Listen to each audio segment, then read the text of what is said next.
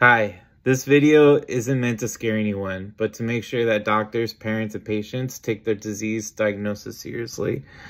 Hi, my name is Jacob, and at the age of 13, I was diagnosed with a disease that was mostly known for people above the age of 50.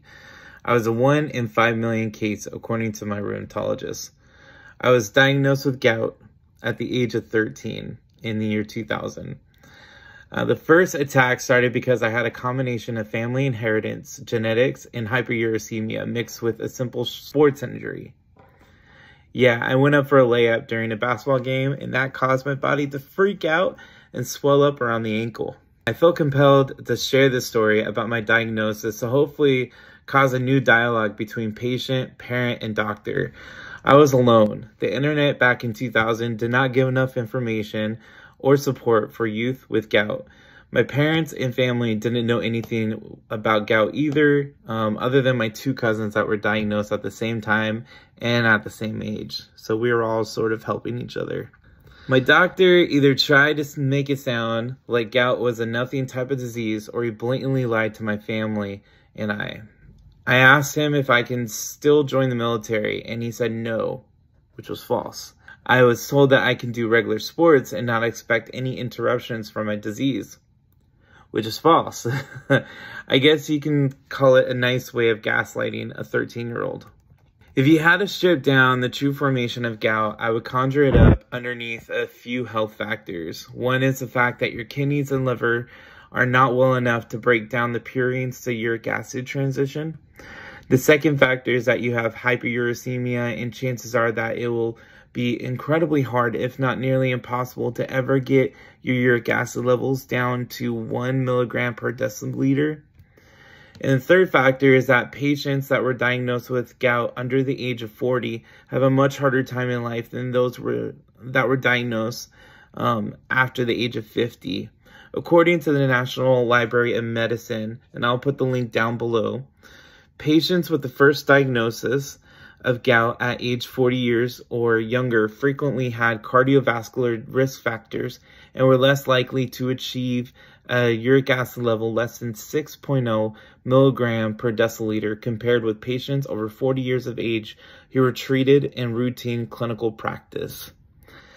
Uric acid is linked to many diseases and cancers. The fact that this is not emphasized enough on a patient, much less a patient in their youth, is outrageous to me. My parents were already trying to search for answers in regards to my disease when I was diagnosed at 13 in the year 2000, but imagine telling them about the dangers of uric acid, and my parents might have done anything, and I mean absolutely anything, to slow down my disease.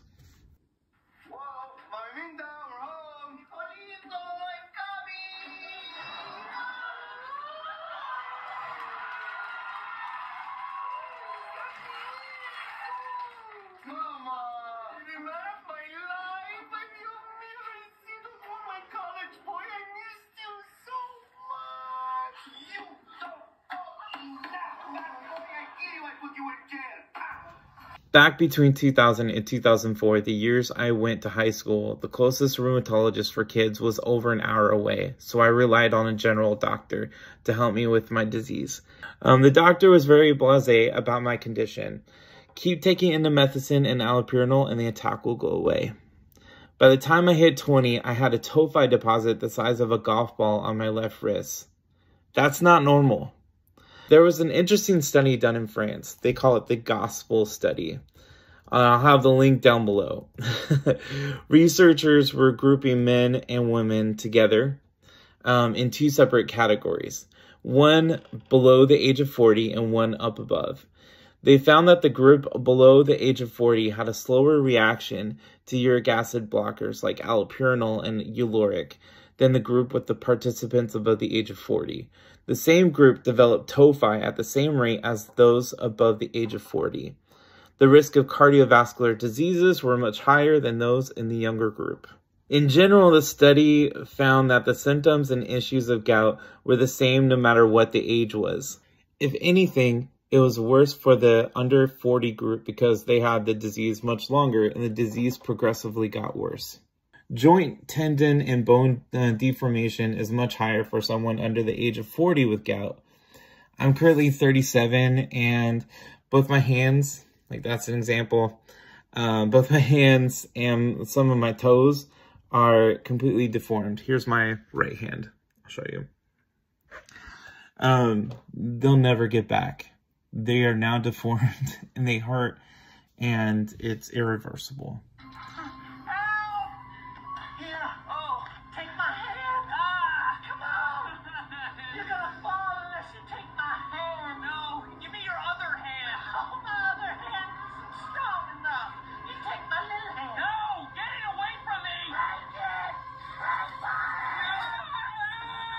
Medical news today, which I will put the link down below, stated back in 2022, gout is more common in adults than in children. Pediatric gout is very rare and may result from an underlying medical condition such as obesity, metabolic syndrome, or kidney disease. There's little information on managing this specific condition in children. And they also put treating gout depends partly on the underlying cause. I never had any underlying causes other than hyperuricemia.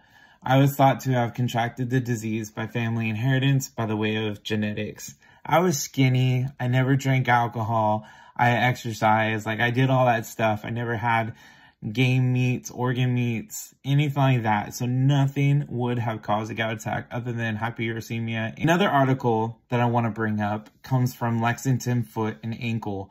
They wrote in 2002, and I'll put the link down below as well. Given how rare gout is in children, it is often thought to be from an underlying medical condition. This affliction can occur at birth or be associated with obesity, Down syndrome, congenital heart disease, or kidney disease, among other things. Male children experience, this is interesting, male children experience a more sudden rise in uric acid levels at around 12 compared to similarly aged females. This may be due to rising testosterone levels in males, which gives rise to increased uric acid. In contrast, rising estrogen levels in females cause an increase in uric acid levels. So I want to bring that up. I was diagnosed at the age of 13. That hits exactly basically what I went through, which understands why I was diagnosed with gout and why my sister probably was not diagnosed with gout. She's only a year older than I am. So at least they delved a little further and gave a little bit more information. It's interesting about the female side of gout though. Estrogen does help with excreting uric acid better than testosterone. I can go further into this topic, and I have a feeling that I will in future videos, but I want to touch on one other topic that people really don't talk about. The fact that a young person under the age of 18 will endure the pain of gout is terrible in my eyes. I remember feeling helpless and useless and a burden to my family. I had all this energy as a teenager to get out and run and play sports or do something, but the slightest move to your joint or tendon will cause the most horrific pain. And let me tell you, gout attacks are not fun. None the least. No one ever truly prepares a kid for that. I wish my doctor back in 2000 told me, hey Jacob, this is what we know about gout attacks. And I wish he had a heart-to-heart with me. You sort of go into your first gout attack with blindfolds on. You don't know what to expect. You don't know the pain, the severity, the longevity, anything like that. You never truly know when you are able to fully extend your arm or your knee or ankle because you fear the pain might come surging through your body again. There's a fear of exercise in playing sports.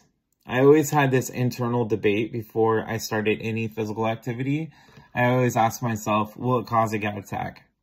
That's not fair. If it does, then the fault is fully on me. You tend to blame yourself. You put the burden of the attack fully on you. Others can try to convince you that it's not your fault, but deep down inside, you do blame yourself for all the gout attacks. It's not fair. It definitely is not fair, and it screws you up.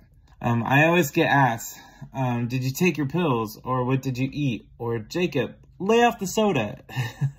It's hard to express to family and friends that being asked that every single time you have an attack is soul crushing. They do it to you not because they mean harm, but because they are looking out for you.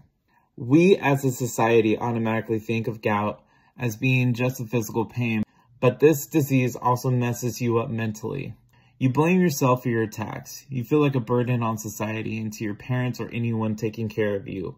You don't know how to trust your own body sometimes when it comes to working out in fear of creating a gout attack. You might get gaslit at your job, with family and friends, or even by strangers. And don't get me started on the unsolicited advice from strangers, because if I hear another thing about cherries, let me tell you.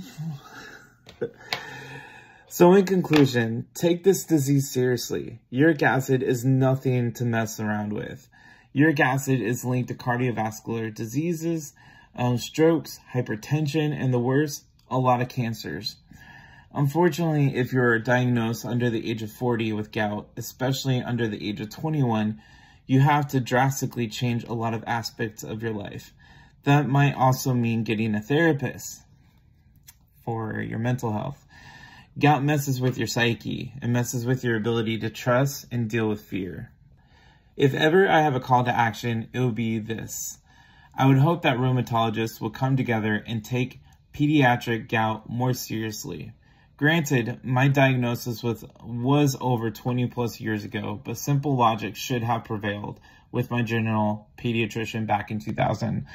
You should have looked at my kidneys, liver, followed my uric acid levels, and leveled it out by adjusting my allopurinol dosage. You should have just simply done better. If there is one thing I learned in the last 24 years of my disease, is that just because we are young does not mean our bodies will be better equipped to handle uric acid. There have been too many studies in the last 25 years to prove that my gout at the age of 13 is just as bad as the guy with the gout at the age of 70. Doctors in the medical field need to do better. If that means more studies done for those who are diagnosed with gout under the age of 21, then by all means, let's do those studies. Let's start them. I went from stage 1 gout to stage 4 gout in a matter of 4 years. I fully blame the medical field and the pediatrician.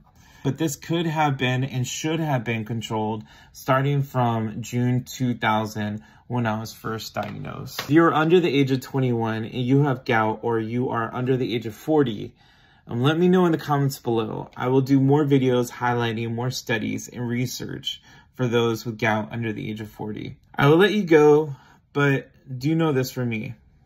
You are stronger than you think, and you are not alone. Thank you so much. You have a great rest of your day.